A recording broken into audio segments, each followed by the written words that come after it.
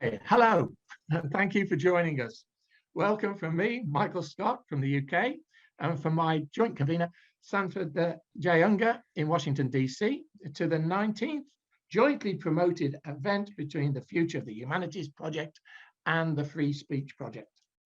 The latter is sponsored by Georgetown University and the former by Georgetown's Humanities Initiative in association with Campion Hall, Oxford, and the Las Casas Institute for Human Dignity, Blackfriars Hall, Oxford.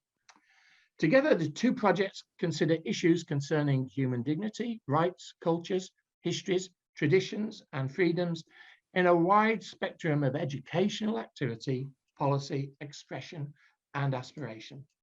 In a moment, I'll hand over to Sandy, who's the director of the Free Speech Project. He will introduce today's distinguished panels that come from right across the world, I'm pleased to say, and he will moderate the ensuing discussion before I return to chair the question and answer session.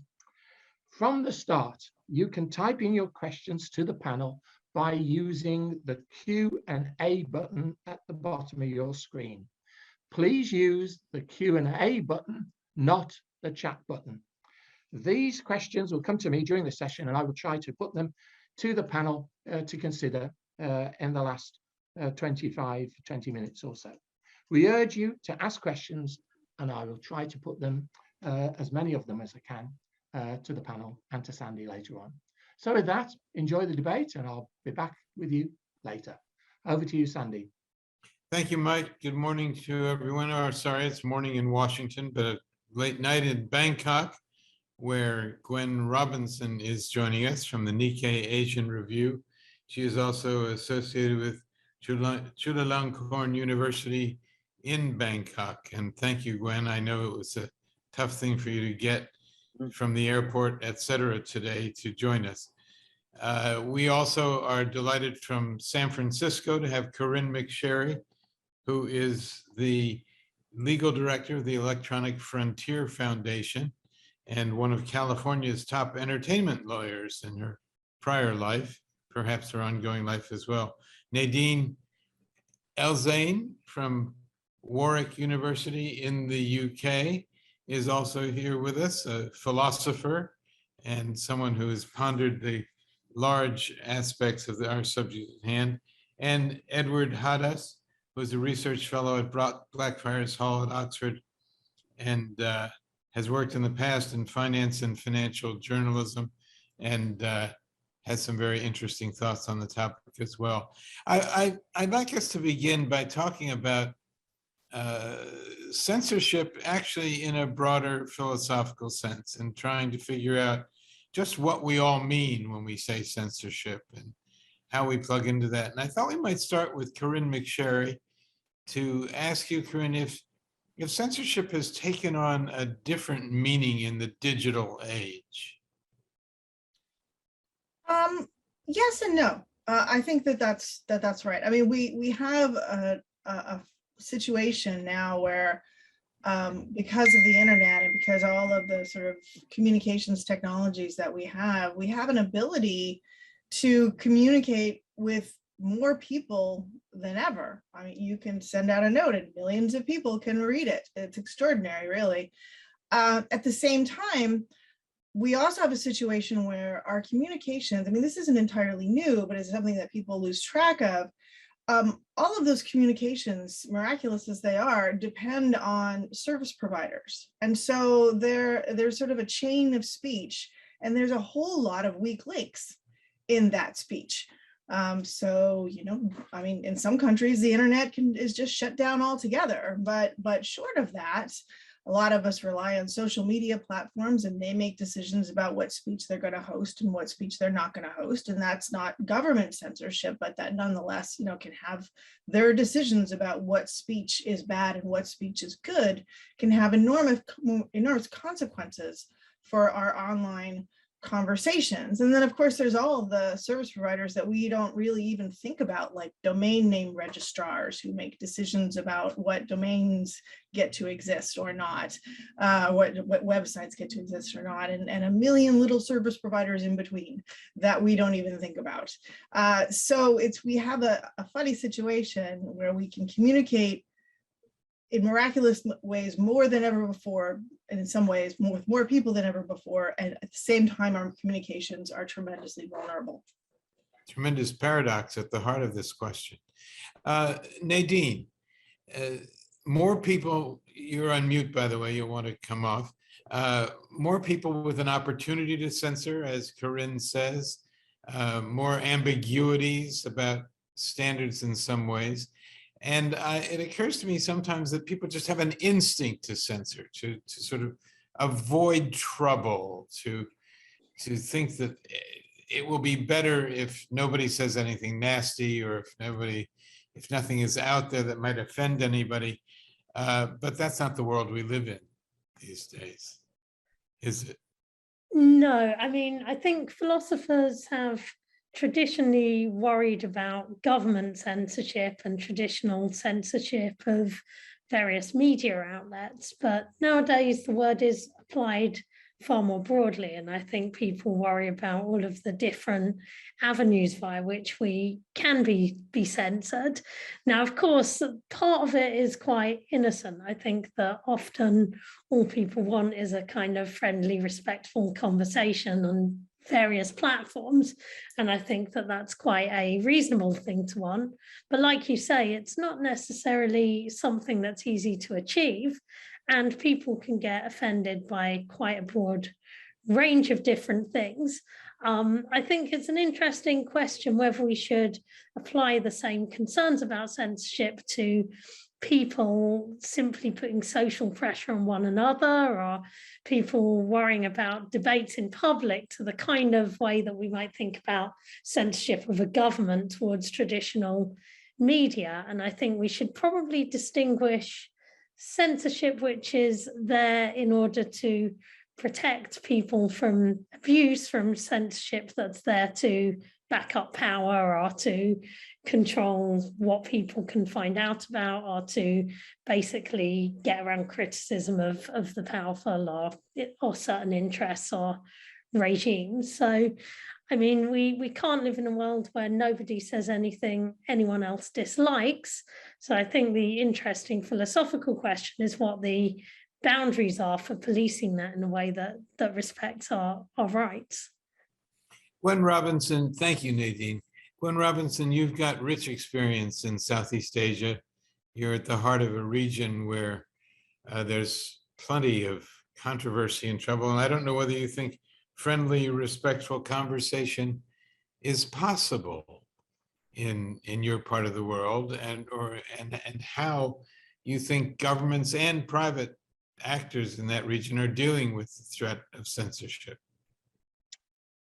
Well, it's an interesting way to put it, Sandy. Yeah, of course, there are certain areas of conversation online in Southeast Asia that are friendly and respectful. But when you were kicked off with this broader issue of censorship and also self-censorship, I think in Southeast Asia, it's a particular case, which we're also seeing in some other parts of the world, but very, very strongly in Thailand. You've got this huge fear of draconian laws that govern any mention of the royals, and that can land you in jail for even the mildest form of criticism. So I think what we've seen, this is something that has, everyone just lives with in Thailand, which is that you self-censor as a result of fear that even a mild criticism can end up landing you in jail. But then there's other forms that we've seen very strongly in Asia and other parts of the world, which is the rise of hate speech on the internet. And I think that as well has created a vast wave of self-censorship, because people are just scared. Weekly in Myanmar, for example, you get people's names published with addresses and so urging people to go and attack certain people, giving their details. So that, I think, also really is a dampener on free speech. And that's even before, I won't even begin to go into regulation in this region. So it's just to point out those other factors that are just there and you live with, and does, I think, shape media and the way they operate, and also just ordinary citizens commenting on the internet. I think that's right. Edward, I think you have had particular concerns that in criticizing certain regimes, I mean, Vladimir Putin, for one, and his war in Ukraine, other places, the Chinese, whom we'll come to in just a few moments, you have some concerns that we're letting Western democracies off the hook sometimes, and sitting in judgment within Western democracies of others. You're on mute right now. You want to take it off before you answer my question. Okay. Yeah, thank you.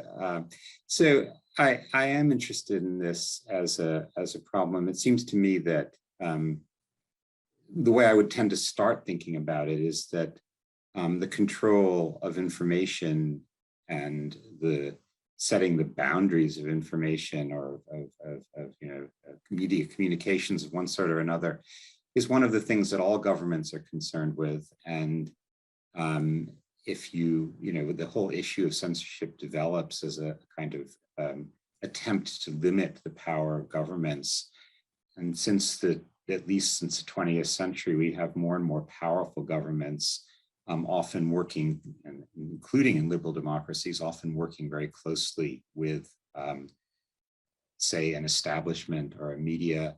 And so it seems pretty natural that you're going to have a fair amount of censorship, self-censorship, both government censorship, private sector censorship, self-censorship, say all three, and trying to figure out how to set those boundaries is going to be a challenge.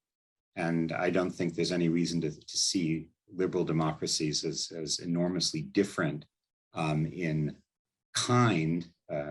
They face the same issues. We have the same kinds of debates. We have less censorship, and so we can have these debates more in the open. But the issue of what the role of helping people have a clear sense of what the truth is or what the story is one that I think all governments face, and indeed all societies face. If you're going to have any kind of social unity, you need to have some kind of control of the discourse, and that seems to me an issue. We need to think about how much control and who gets to have that control.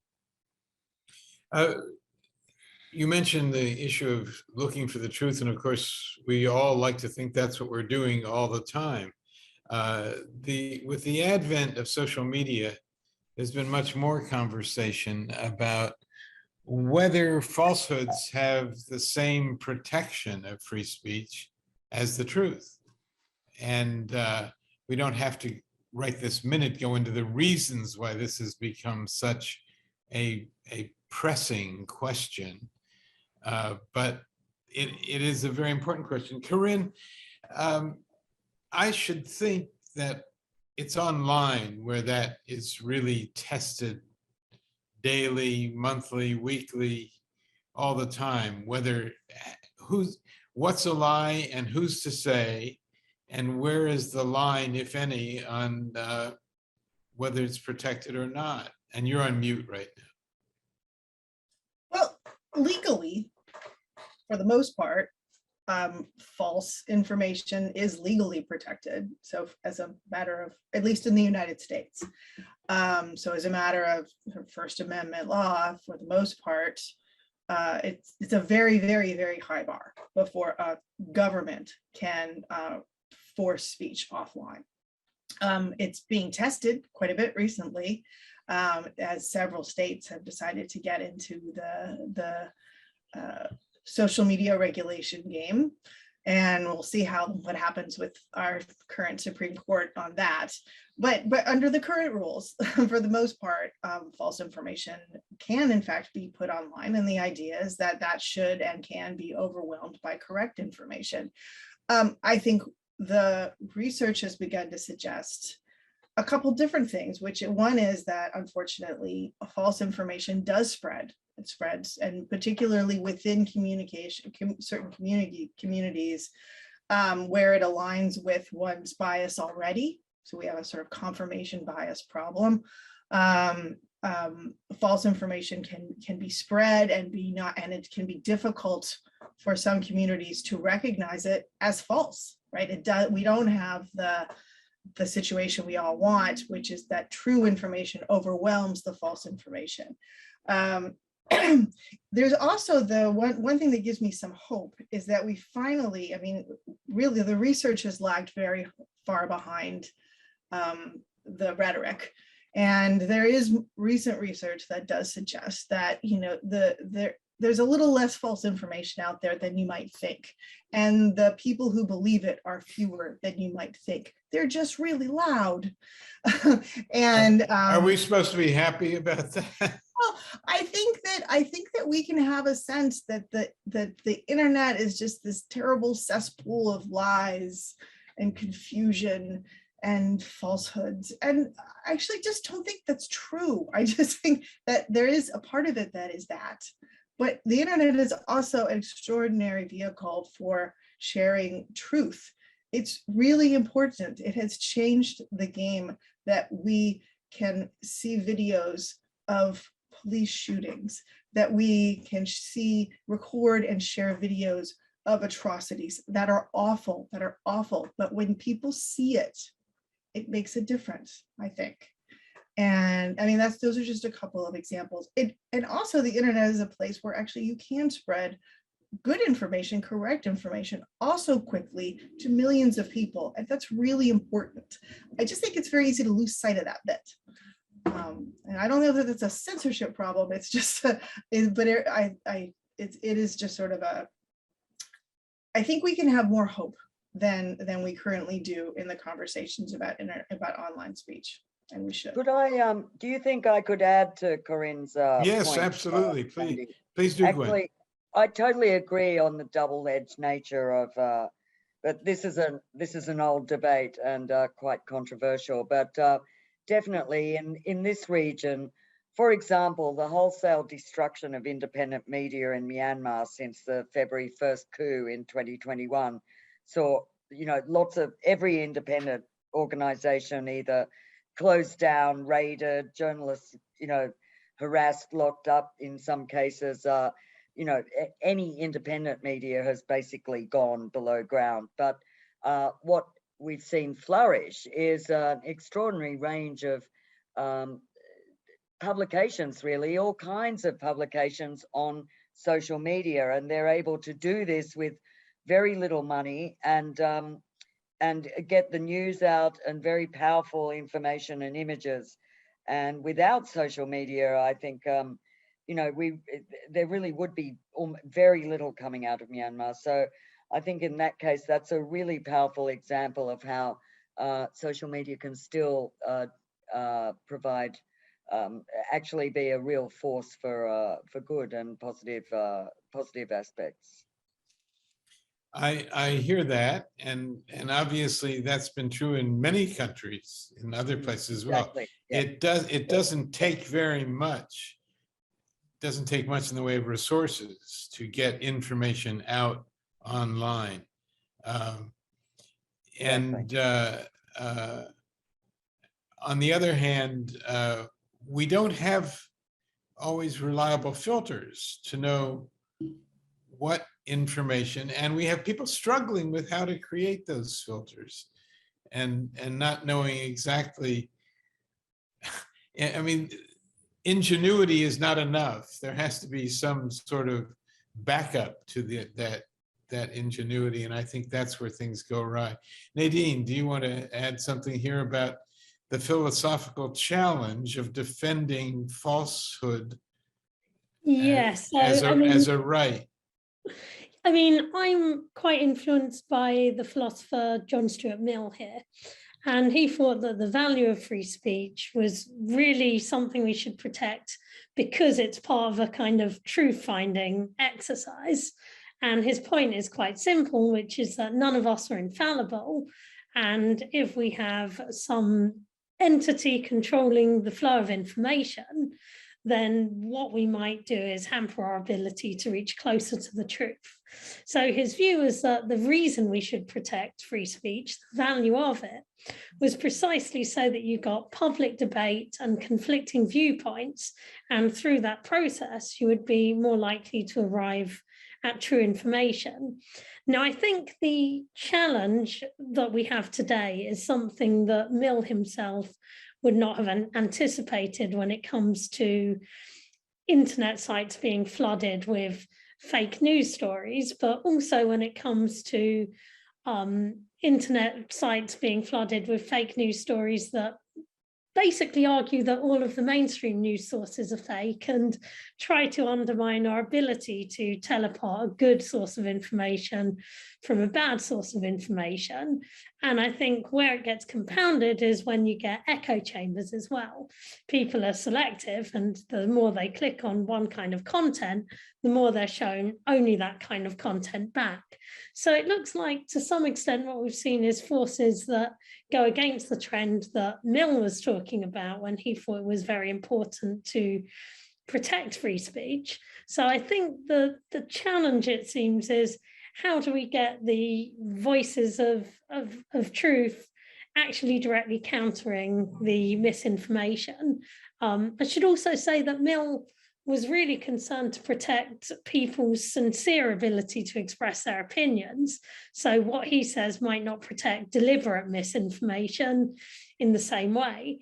It seems like perhaps part of the problem is with the way in which things go viral, the way in which we are presented with more of what we click on, and perhaps with the lack of agreement about how we do independent fact checking and how people are presented with alternative views.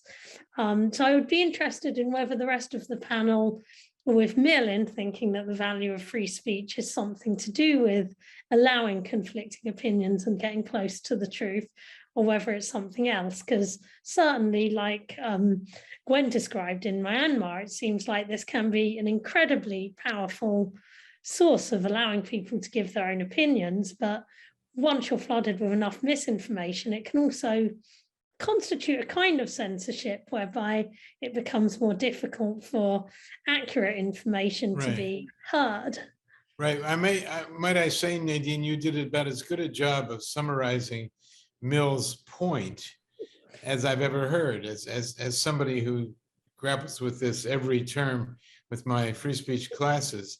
I think you've done a very good job doing it. But the question I would ask, and I would ask the other panelists on this point, is in our time, is there no limit? Is there no line? Is there no frontier?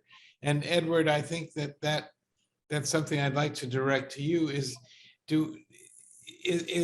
Mill's the Millian guarantee absolute with no exceptions? Are there to be no exceptions whatsoever?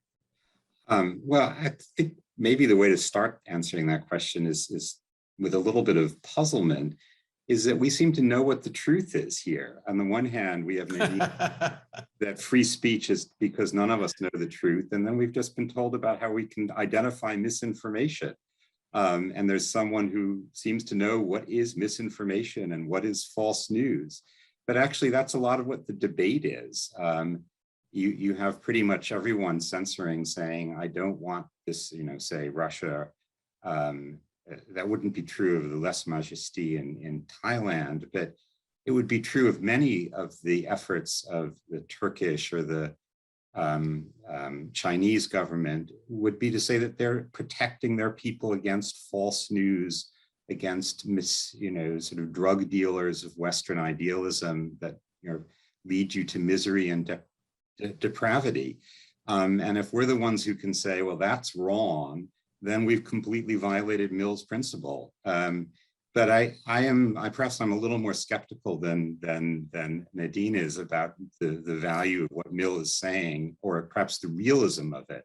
I think we do need in communities dialogue, narratives that we can share. And one of the things that one can see in the US is that we have very polarized narratives.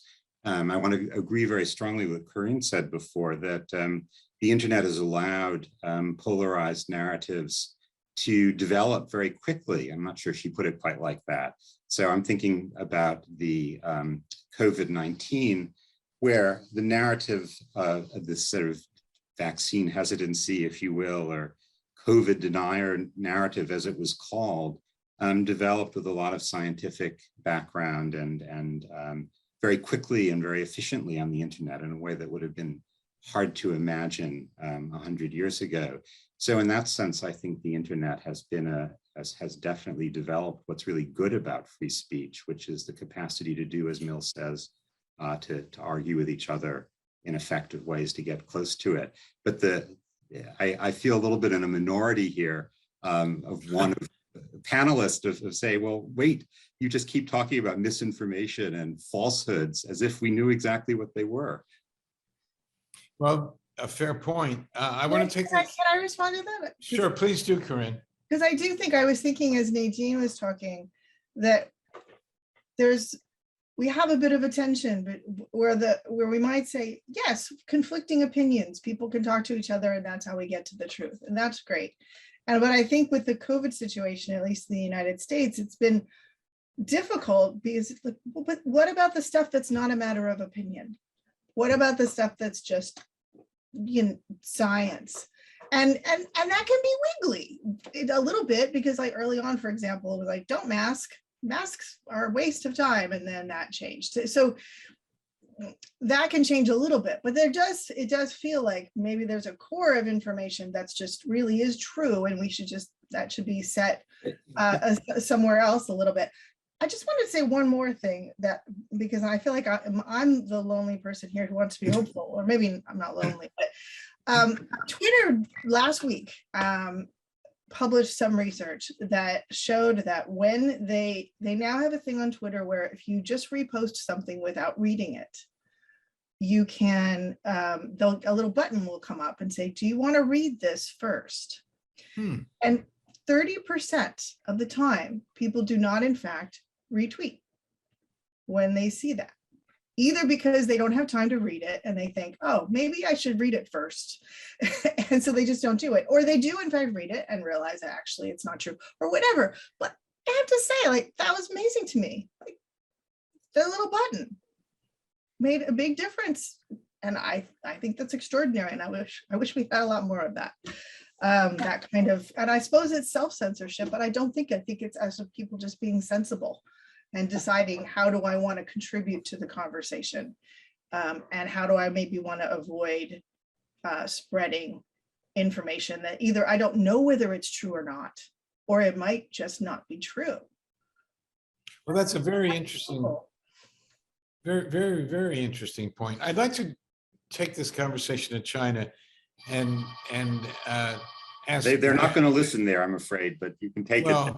You never know. I once ran the Voice of America, Edward, and we had people listening in places where they said no one was ever able to listen. It was completely blocked out. And lo and behold, we would hear from them. By the way, before we go any further, for the participants in this, the audience, please remember to put your questions, any questions you have, in the Q&A, so that we can get to them in about 15, 20 minutes. Gwen, I'd like to take this conversation to China. And there are some, not just what the Chinese government says it wants its people to hear, or allow its people to hear. And once again, this year on the anniversary of Tiananmen Square, it seems as if it didn't happen, although many of us saw it happening at the time. There's a pretty blatant case of internal censorship, but the Chinese have also managed, because of their vast commercial power in the world today, to get others to censor on their behalf. And one thing I think of are films from the United States and elsewhere that the Chinese tell the distributors they're going to have to change that. You're going to have to give them either happier endings or more acceptable endings, or less upsetting things along the way, if they want to exhibit them in China where they will have great profits. And it seems that in most cases that we know about, the filmmakers go along with these Chinese requests, or at least in many cases they go along with them. And so that's a kind of collaboration between an authoritarian regime and various, not necessarily governments, but private private commerce going along with the Chinese. And how do we, what do we make of that? Well, can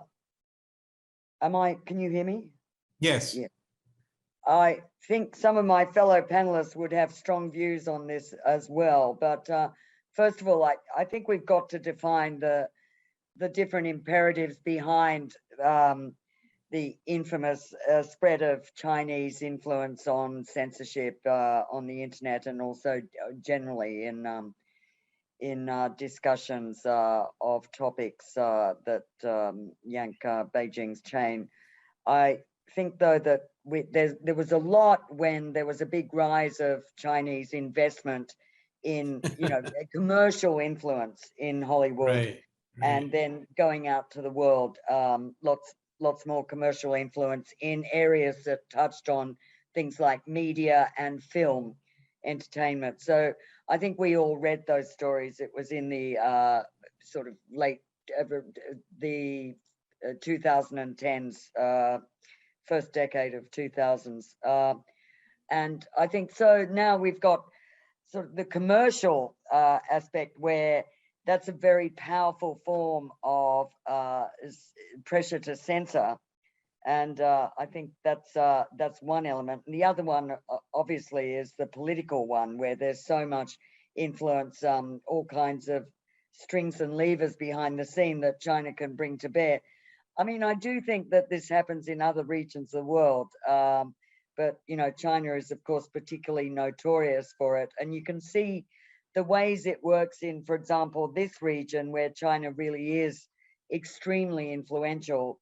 It buys a lot of journalists, courts journalists, it gives free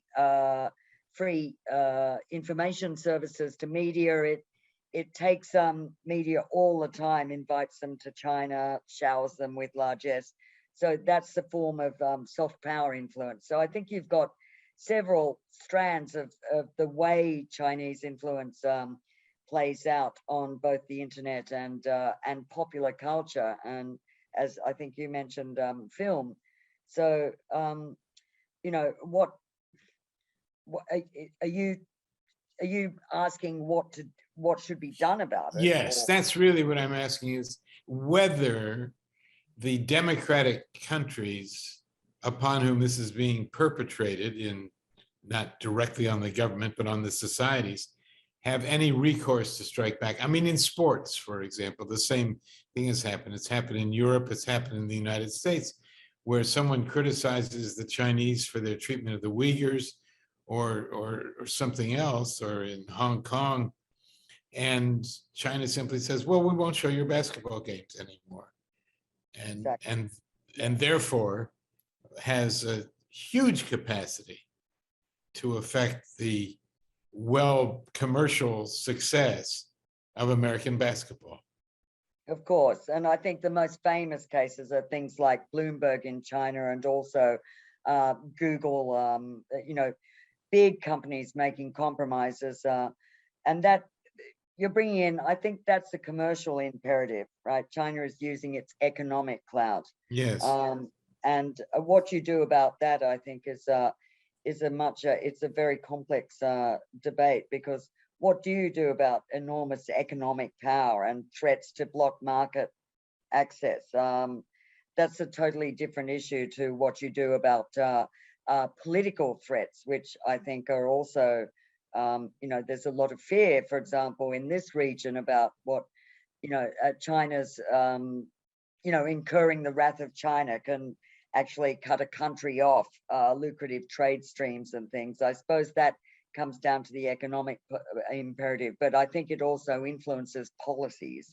So you actually get governments in this region, for example, may be watching out for China's interests as well. And that's not just, there's commercial influence behind China's influence over those governments, but then I think it trickles down to the within a country, like, for example, in Thailand. I think there's a lot of Chinese interest in how the media portrays China. I'm sure that's right. Yeah, so I'd probably leave it there and let, I think, I'm sure others have a strong view. Yes. Well, I would be interested in other people's views of this. What recourse do Western democratic societies in particular have to fight against that kind of state censorship by the Chinese, or the threat of censorship, as a way to keep people in check about what they say about China? Any thoughts about that, Yeah, Edward? I'll throw in, the answer, I'm afraid, in my view, is not very much. You can make a decision that you will stand on principle, and I'm always in favor of standing on principles, particularly the ones I agree with.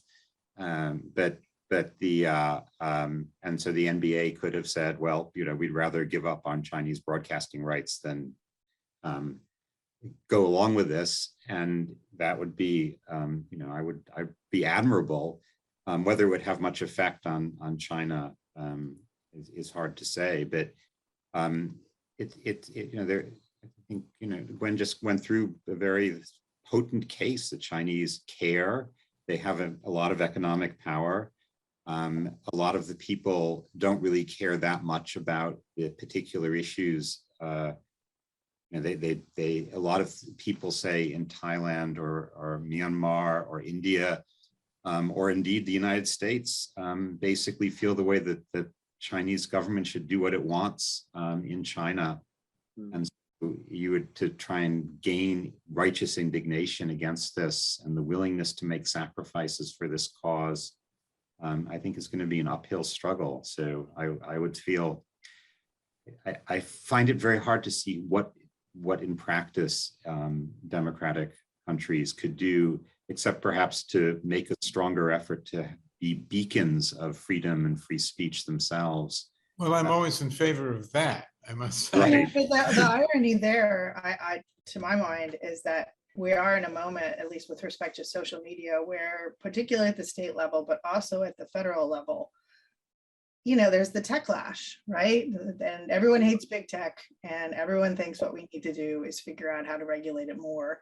And some of the proposals some of them are still just proposals, some of them have actually been enacted, will be terrible for online speech and actually undermine online speech in a whole bunch of different ways. But I think there's many policymakers who strongly believe, or at least will say they believe for purposes of, rhetoric, that, it's long past time to rein in the social media platforms. And that usually means regulating speech. I think there's more appetite for that in the United States than I have seen in my lifetime. Fortunately, there's lots of other people who disagree, but there is a strong appetite for it here. Corinne, it sounded to me like you were advocating just that a few minutes ago. You were talking No. We had to stop people from telling falsehood. No. I think what we need to do is encourage people's users' ability to make their own decisions. I want to put users in the driving seat. Well, I worry a lot about any situation where you either have a government or you have a small group of unaccountable companies making decisions about what speech is good and what speech is not. They have the right to do that. I will protect their right to do that legally. And I think we should, and I think that's right. But really what I think the world we want is a world in which the individual people are able to have more power to speak, not speak, decide, not decide, filter their own internet experience, rather than having either a government or a few companies do it for them. Nadine, you have a unique opportunity at the moment to play the philosopher royal on this matter. I mean, I do want to say something. I think it relates to exactly what Corinne is saying here. And I think in response to what Edward said earlier, it's one thing to say that we think there's lots of fake news out there. It's another thing to say, I know exactly what's true and what's false. And my own opinion on this is absolute. The way in which I think things get worrying is where you get more of whatever you click on, and people are forced into echo chambers so that they don't exactly get what you're doing with. When the dynamic is like this, is undermining people's ability to be confronted with opposing opinions. And at least part of the stuff that Corin, I think, is talking about isn't about shutting down people giving opinions, but things like the button that just makes people actually think about whether they've read what they're posting and really agree with it. And then I think things like, you know, changing the way that algorithms work so that perhaps we are presented with opposing viewpoints. And although I don't think any of us has infallible access to the truth, there's certainly means of fact checking. I think the important thing is that they are independent and that they're not just driven by the agenda of one company or one government, and that, you know, the process is transparent in some way. So I think that is subtly different to just shutting down what you take to be misinformation. On that fact checking point, I just want to make two remarks here. One is that, of course, fact checking takes much longer than telling lies. And it can be a very difficult business. The other thing is that there are actually some American state legislatures that are passing laws in the states, not the federal government, regulating fact checking, which is like the ultimate punishment here for trying to do something good. But whether they have to have licenses or whether they have to prove their credentials to be fact checkers. And of course, this is a political thing because they don't want their facts checked. They only want other people's facts checked. And so that is a very serious problem. And the forces of evil have thought of a new way to deal with it that is very worrisome. But lastly, Nadine, what about this issue of Western democratic governments who are imbued by the spirit of John Stuart Mill in many, if not all cases? What is their recourse when institutions, commercial institutions, under their influence, under their control in some respects, under their authority, are cooperating with censorship, with a disruption of creativity in the name of the Chinese commercial market or in Chinese feelings? How do you resolve that? You know, unfortunately, I think I share some of Edward's pessimism here about whether there is very much that governments can do. I mean, the problem is companies have a very big profit incentive, and it's very difficult to get companies driven by profit to choose to basically embrace values that can counteract their profits. I don't see any way that it's easily going to happen unless you have legislation that explicitly stops them from doing this kind of business in China, and I think that would create problems too. I think we also have to worry about how far we want to stop businesses from cooperating with regimes we don't like very much, because it will also inevitably lead to further isolation between different nations. And I'm not sure there are any easy solutions here that won't have repercussions which are similarly difficult. Corinne, do you have any thoughts on that point before we go to Mike Scott and ask him to present us with some of the questions that have come in from our listeners, from our participants? I have two thoughts. One is, yes, I actually don't think there's all that much that Western democracies, or certainly Western democratic governments, can do. I do know that there have been movements on the part of company employees to try to force their bosses to do something different, with mixed success, I think very mixed long-term success. There have been some short-term successes, and then over the long term, profit is profit. That is a reality.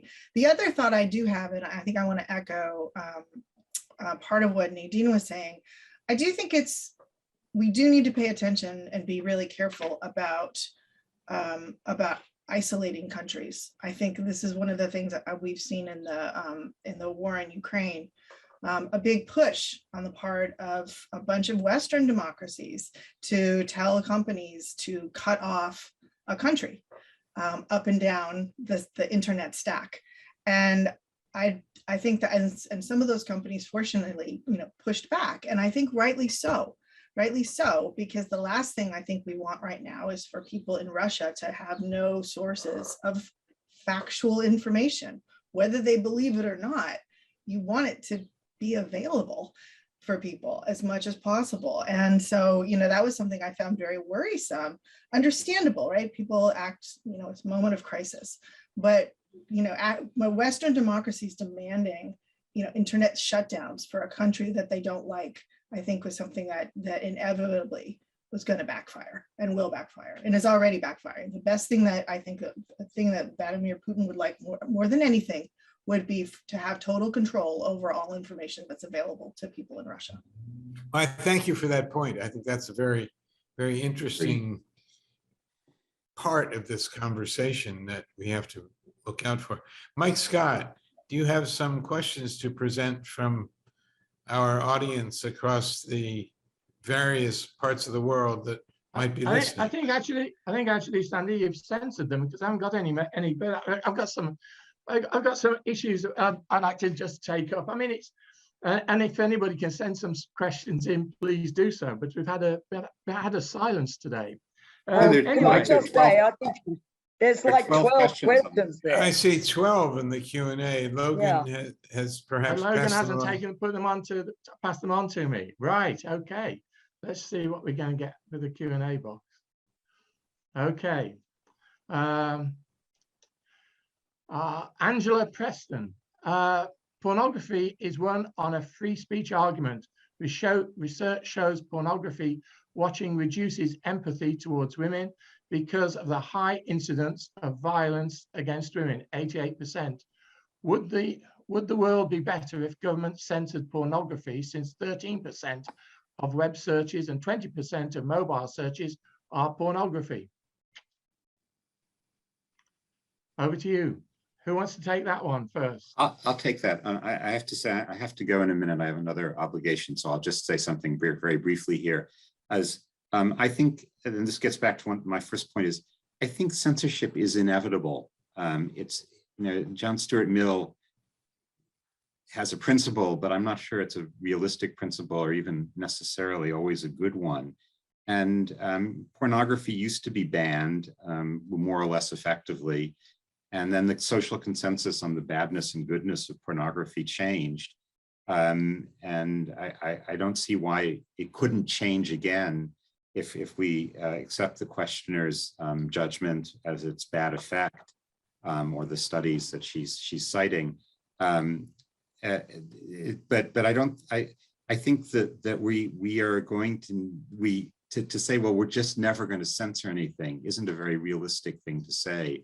The question is, under what circumstances, how do you promote the good that Mill suggests we have in free speech? And I think that's a legitimate, important debate to have. But I think to say, well, the only answer is to have no censorship is just very unrealistic and probably wrong, because there are very many vulnerable people who need to be protected from, if you will, false or in this case, damaging content. So I think there is a legitimate case to be made in any case against for the censorship of pornography. And at that, I'm afraid I must go. So I will let people disagree with me in absentia.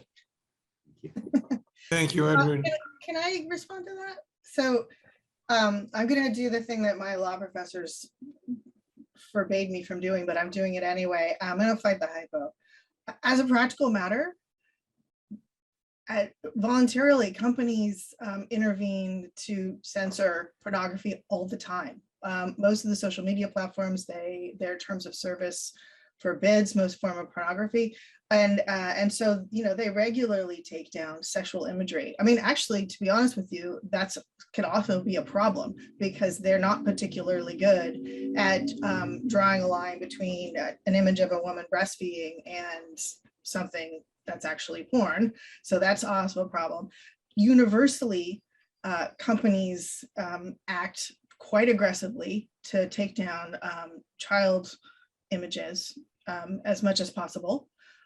They're not perfect and they make mistakes, but they work really hard against that. So to be honest with you, I mean, I'm not saying, obviously, the internet is for porn was a cliche early on, but it is nonetheless true that with respect to many, many platforms, there's quite aggressive efforts to censor pornography.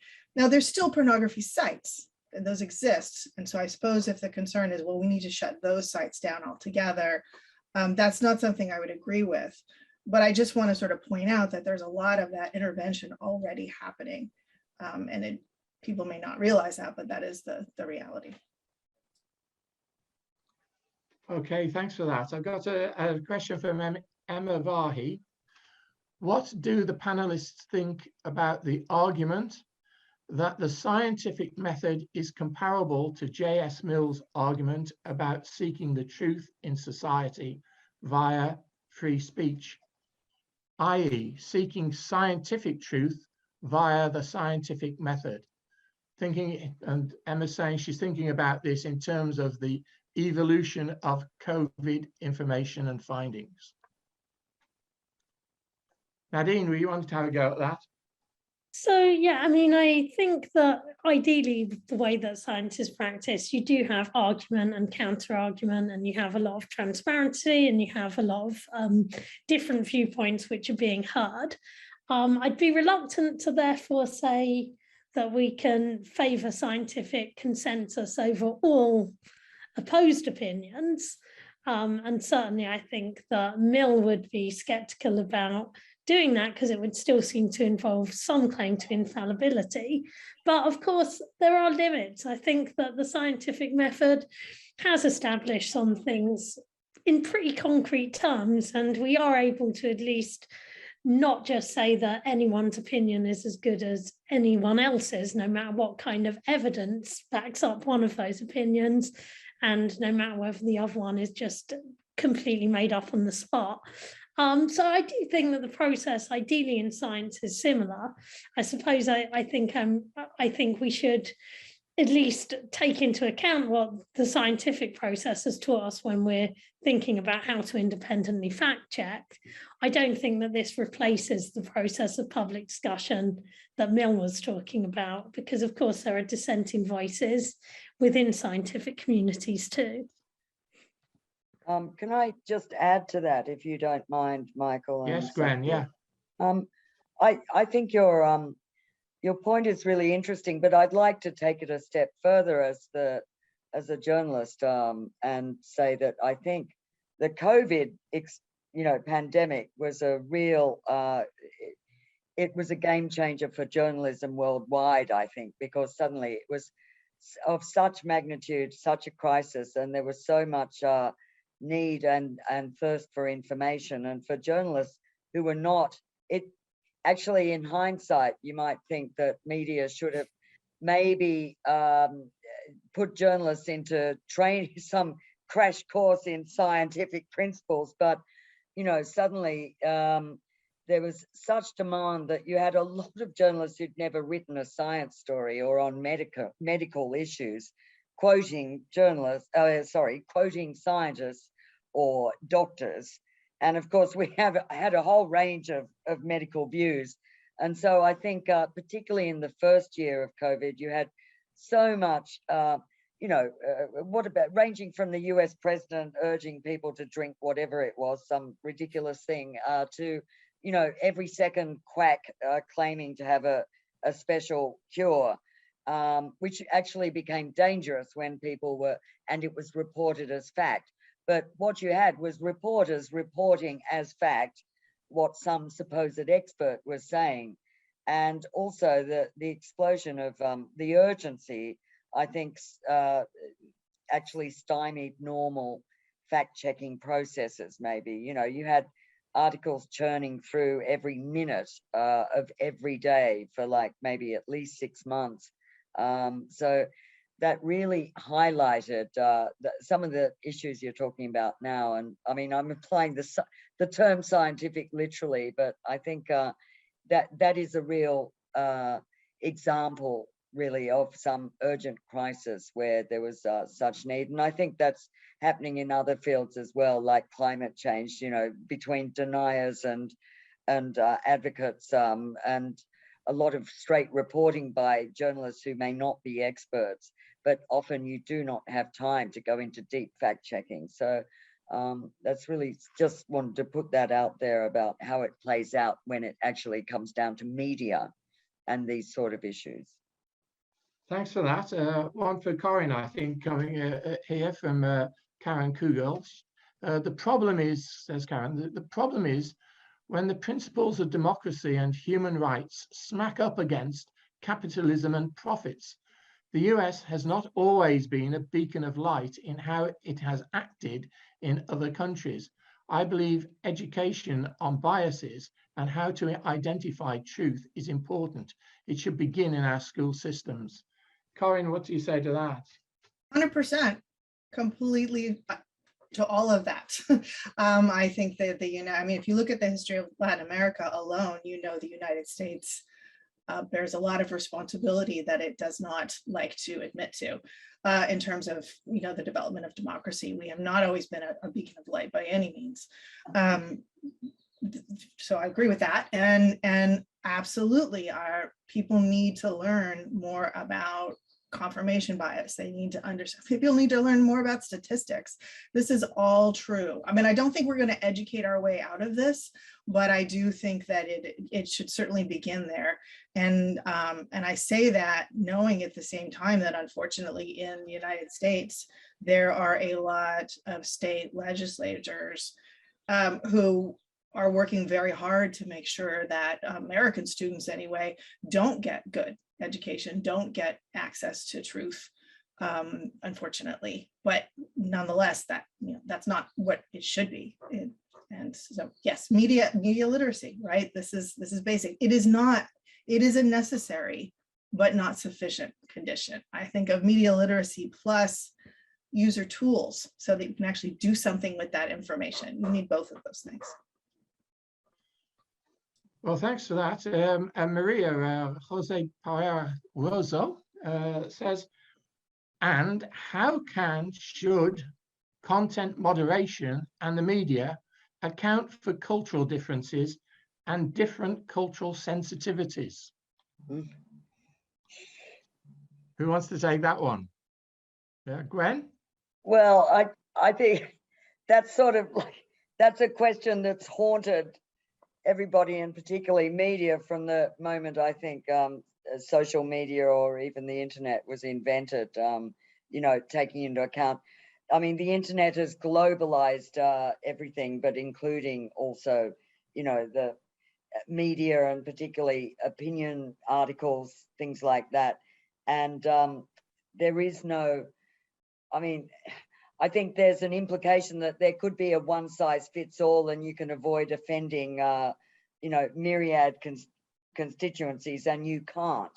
So I guess we're back to that broader debate about internet, about, well, not just internet, but censorship, and how far do you censor for, you know, these cultural sensitivities, and that's beyond hate speech. And I have no answer to that except to say that I think that there is a common set of agreed red lines, including hate speech, you know, calling for violence, things like that. Once it goes beyond that to specific constituencies and offending people over certain things, you know, it's almost impossible to come up with a formula. And I think every day there's some grievous offence committed on offending people through media, particularly. Mike, may I cut in here for just a moment? Yes, please. Okay, I was asking my colleague Mike if he objected. Oh, I thought you Yeah, meant yeah. you're cutting in on me. Yeah, you I'd can. finished. I'm Go just on, being, yeah. I'm being overly polite. Gwen, I wanted to put this further question to you, that don't you have a sense that the job of a journalist, and especially an international journalist, has been just impossibly complicated by some of these issues. And I think of some of my times functioning as a foreign correspondent of sorts in simpler times, that we could sort of decide how to pursue something without worrying, without having, when I worked for a wire service, there wasn't time to consult subtleties of opinions or whether somebody might be offended or not. And it's made it in times when so many things are uncertain. And I think this your example of the COVID confusion is a perfect one. It's just made it a very, very difficult thing. And as a result, journalists are sometimes choosing points of view without even realizing it. Well, I totally agree. I think that's well put. And also beyond that, the COVID case was a particular type of example, but I think that question highlights what I think is one of the biggest. We started by talking about self-censorship, and I think this reinforces a self-censorship too, which is even when if I go to write an opinion piece, I'm now thinking about, myriad sectors or types of people who might be offended, and I feel, you feel so inhibited, and I think that also creates its own form of self-censorship. Am I offending someone? Will I appear politically incorrect? And you just wish you could just go ahead and write something, but then you stand by and see somebody who's absolutely crucified. And we've seen very famous examples, particularly in America, of careers ruined by this sort of thing. So I think, generally it has shaped and acted as I think a dampener on media, sometimes to good effect. And, obviously there is a very positive side to that, but there's also a negative side, which is, I think it's watered down the opinion industry a lot. And it has actually benefited some of the more thick-skinned and some might say boneheaded people who don't care, who are fine to say something offensive.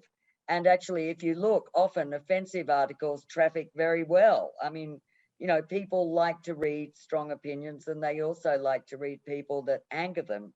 So there's actually, I think, some lesson there is that sometimes it's possibly not a bad thing to offend people and speak out, but you just have to recognize those red lines where it goes beyond just, merely ruffling someone's feathers to actually, seriously insulting, offending, or worse. I mean, there's people who've made entire careers out of offending people. That's right. That's I could name 20, but I won't. Yeah. I think they're called politicians, aren't they? But never mind. Yeah, there's plenty of There's a question. There's a question in from Kinga Ranagavai. Hi, Kinga. It seems to me, says Kinga, that the problem, albeit real, is less the censoring of the public and more one of the total lack of sanction on those yielding official power who make maliciously false utterances. Would it be a solution to restrict First Amendment rights to a personal right that cannot be extended to utterances made in an official capacity? Corinne, you better take that one. So can we define utterance? I want to make sure I understand the proposal. So the idea is that individuals get First Amendment protections, but public officials do not. I think that's what she's saying, yes. I think that the sanction that is envisioned in most democratic contexts is the vote.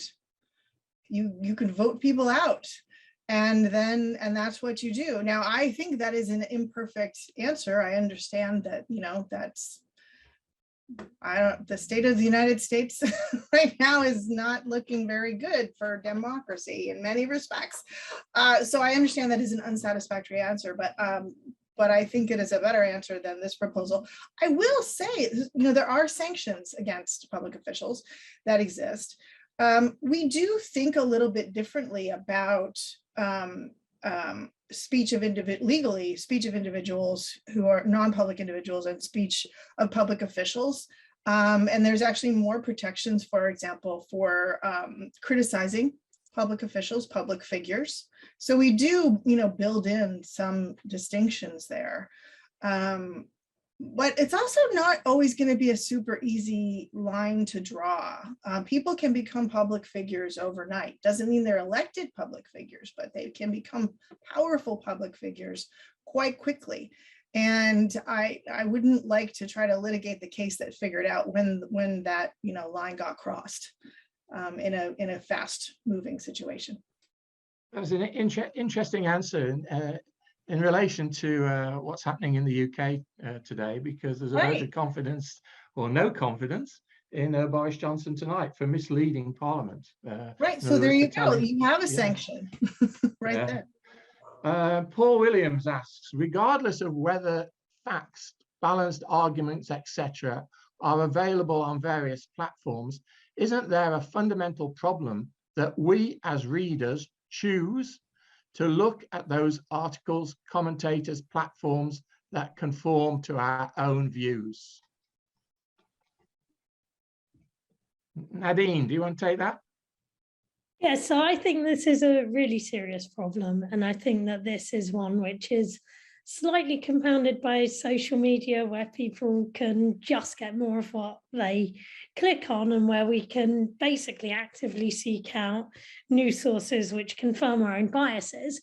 I don't know what we can do about that. I mean, even before the internet, obviously you will buy the newspaper that you choose to buy, and you're going to be only confronted to some extent with opinions that you seek out. I suppose one thing I would hope is that maybe in the future we can work out ways in which to stop social media turning into very restrictive echo chambers.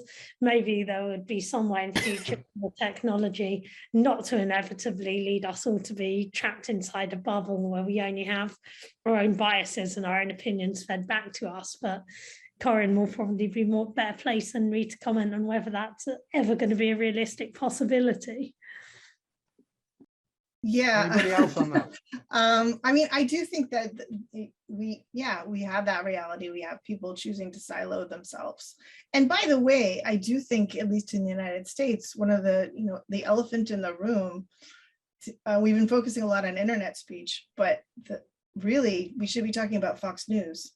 If you want to know what the media outlet that is the most influential in the United States and on US politics, it's probably Fox News. It's TV. Also MSNBC, for that matter. My own father, he has MSNBC on all day long, just like some people have Fox News on all day long. And I don't think that there's a lot that we can do about that. People are going to make those choices. Used to be talk radio. People would listen to Rush Limbaugh all day long. And the whole point of Rush Limbaugh was for people to agree with each other and agree with him. People would just call in just to agree with him. That was the entire point. This is a thing that we do. I would suggest, though, this is me just calling back to my old life as a media scholar. This is not an entirely new phenomenon. We're just seeing it on a global scale. People have been, choosing the newspaper that confirmed their political viewpoint. People used to make newspaper choices based on their political party. It's not an entirely new phenomenon. It's a thing that humans do. And I think maybe we just sort of try to hope that over time, we at least get some of the right information, into that silo. There's one question. I'm going to finish with this one, and then I'll come to Sandy again. But I think I ought to ask it to Corinne and Nadine, because Karen Cougar's come back and she said, Corinne and Nadine sound as though they believe that profit wins over social consciousness. It doesn't have to. Companies can make less profit for the good of the community, and many do. She goes on, but we haven't got much time. Yeah. Corinne? Yeah, they sure can. I absolutely. And one of the things that I think is really important to create space for is the existence of alternative platforms. It's really important that we don't set up a situation where, you know, Facebook is always the dominant choice and people don't have the ability to choose other social media platforms that maybe make different choices that they want and respect. Currently, though, the good news is there are lots and lots of different places that you can go for information, but you have to make a little bit more effort to do it. So I think if we want companies to have a social consciousness, we have to vote with our feet, we have to vote with our eyeballs, and make different choices ourselves. Last Right. word from Nadine and then from Gwen. Nadine? So I absolutely agree that it's going to require the rest of us to have a conscience and to think about which companies we invest in and which companies we're willing to engage with. I think part of the problem here is that it's possible for companies to ignore profits and instead act with some sense of moral conscience. The question is whether it's likely. Certainly not a kind of inevitability that the free market will deliver the best of all possible worlds. It often doesn't, and a sort of Panglossian attitude about these things, I think, would be out of place, but that doesn't mean that there aren't ways in which to counter the influence of profit, and we should certainly think about that as consumers. Yes. Gwen, any further comment? Yeah, I'm not quite sure if the questioner, and I appreciate her provocative questions, but whether she's suggesting there is a better way here. But I would say that I think in this modern day and age, and with so many, it's not like it was before. The internet has made a huge difference, and I think you really have to be a bit more realistic and say that, of course, profit is one of the main bottom lines, and ideally regulation is supposed to bring in or try and bring in line and curb some of the excesses, and that applies to everything from straight corporate culture to media, and in some up to an extent that works better in the West than I think it does in Asia. But you know, obviously, all I can conclude is there's a long way to go, and it's evolving, I think, as we still see it. And debates like the kind of debate we're having tonight, I think this all feeds in to over the time do improve things. I mean, whoever would have thought that Facebook, the behemoth, has come under so much pressure in the last 5 years, whereas in those first wild years, you know, there was no notion of regulating these things. So I just thank you for that. To give Karen her due, she did give an example of the huge profits of energy companies that they're making now, and those soaring prices, which she says could be taxed, which actually has just happened in the UK. There was I think we can thank Vladimir Putin for that. Yeah. Yeah. Okay. Sandy, is there anything else you want to? No, I think we've had a very wide-ranging conversation, a good one. I think we went down some pathways we didn't necessarily expect to, and I think that's owing to the diversity of the people who were part of the discussion today. I want to thank everybody for your participation. Nadine, Gwen, Corinne, in absentia, Edward, and I especially want to thank Logan Richmond, our principal research assistant at the Free Speech Project, for stepping in at the very last moment to help manage today's conversation and doing a great job. And thank all the supporting people at Georgetown University who helped make this series possible. And salute to Mike Scott, my partner over more than a year and a half now in bringing these dialogues to life and having a great time doing it. So thank you all for joining us. Thank you. Yes, let me give those thanks as well. Can I just say the next Free Speech Project of the Crossroads International Dialogues event in association with the Future Humanities Project will be on Monday, the 11th of July, when we'll be discussing whistleblowing. Again, my thanks to the people at Georgetown, my thanks to the people at Oxford, at Campion Hall, Nick Austin and Sarah Gray and Ying Ying, and good luck, Sarah, because she retires at the end of this term. So we wish you well and thank you very much. Thanks to Logan for coming in when we had a bit of a problem today and his help. Thank you for Laura Lees, who's been helping me, and Maggie Scott, my wife, who helps me to put all this together. Thanks to everybody who's asked questions. If they weren't answered, we're very sorry, but we will, if necessary, try to email answers to you. And thank you, everybody, for attending today. I'm Mike Scott, Fellow and Senior Dean at Blackfriars Hall, Oxford. You can follow me on Twitter at Mike Scott Prof. Thanks also to Sandy. Thanks to everybody else. Until next time, take care, keep safe, and goodbye. Bye-bye.